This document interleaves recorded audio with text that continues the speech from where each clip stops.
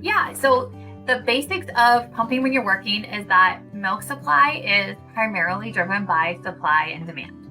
So we have to send the signal to the body to make the milk, and we have to remove the milk in order to keep the milk flowing. So what you need to do is typically you need to pump every 2 to 3 hours when you're separated from your baby. My typical recommendation is to either pump or nurse right as you're going to work. If you have a short commute, if you have a longer commute, to pump on the way, or pump as soon as you get to work. I find that it acts as a little insurance policy because oftentimes, as working people, we walk into the workplace and all of a sudden everything has hit the fan. And that plan for that 10 a.m. pump is just not really going to be realistic for us. So we like to start the day on an empty breast so that we have the best chance to then follow up every 2 to 3 hours.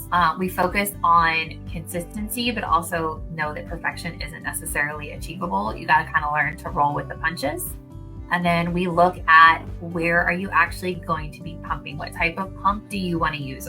Are you going to be pumping while you're working? Do you want to use a wearable? And then where are you going to store your milk?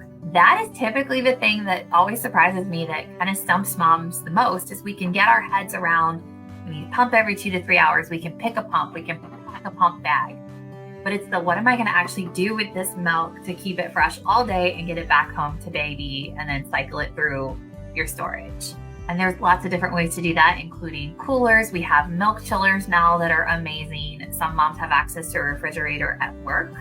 I have some moms who actually start freezing their milk at work so that it stays super cold, and then they just carry it home in a little insulated bag to put in their freezer at home. So there's all these different ways to do it. We just start with the basics of every 2 to 3 hours to keep that milk moving.